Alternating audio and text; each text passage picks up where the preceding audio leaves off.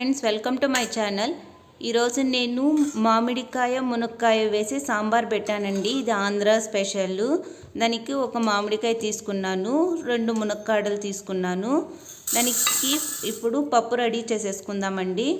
1 cup పప్పు తీసుకునేసి బాగా కడిగేసి ఆ తర్వాత తగినంత వాటర్ వేసి దీన్ని బాయిల్ చేసుకుందామండి, ఉడకపెట్టుకుందాం. దాంతోపాటు ఒక 4 వెల్లుల్లి రెబ్బలు వేసాను. ఒక 2 విజిల్స్ వస్తే చాలండి, బాగా మెత్తగా ఉడికిపోతుంది. అది ఉడికే లోపల మనము ఇవి కట్ చేసేసుకుందాం. నేను మునక్కాయలు చిన్న చిన్నగా కట్ చేసుకున్నా.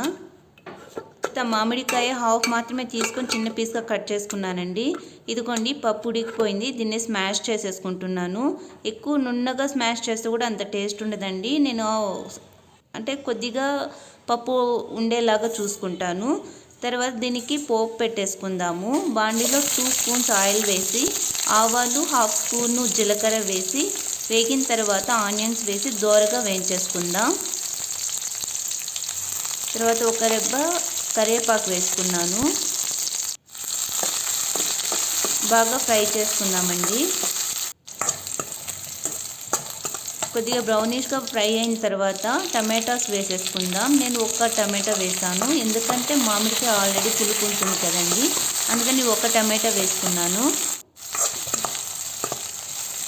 అది కూడా బాగా వేగిన తర్వాత మునక్కాయలు వేసి ఆయిల్లోని ఒక 5 మినిట్స్ వరకు వేయించుకుందామండి. టేస్ట్ చాలా బాగుంటుంది.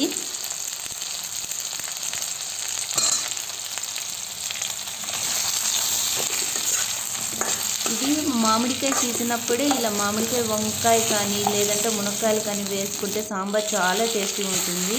ఇదిగోండి, 5 మినిట్స్ నేను ఆయిల్లో ఫ్రై చేసేసుకున్నాను. తర్వాత ఇప్పుడు దాల్ స్మాష్ చేసాం కదండి, దాన్ని దీనికి ట్రాన్స్ఫర్ చేసేసుకుందాం. ఆ తర్వాత తగినంత సాల్టు.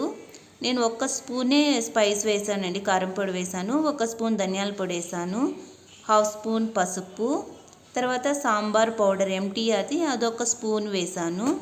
దీన్ని బాగా కలిపేసుకుందాం. ఇది పప్పు కొద్దిగా తిగ్గా ఉంది కదండి, కొద్దిగా వాటర్ యాడ్ చేసుకునేసి మునక్కాడలు ఉడికేంత వరకు ఉడకనిద్దాం. ఇది కొండి, మునక్కాడలు అయితే ఉడికిపోయాయి. ఇప్పుడు ఈ ఉడికిన తర్వాత లాస్ట్లో మామిడికాయలు వేసేసుకుందాం. అది లాస్ట్లో తించే ముందు వేసుకోవాలండి. అంతే, ఒక ఆవిరిలోనే మామిడికాయ ఉడికిపోతుంది. అంతేనండి. ఇదిగోండి, మామిడికాయ మునక్కాయల సాంబార్ రెడీ అయిపోయింది. నచ్చితే ఒక లైక్ చేసి కామెంట్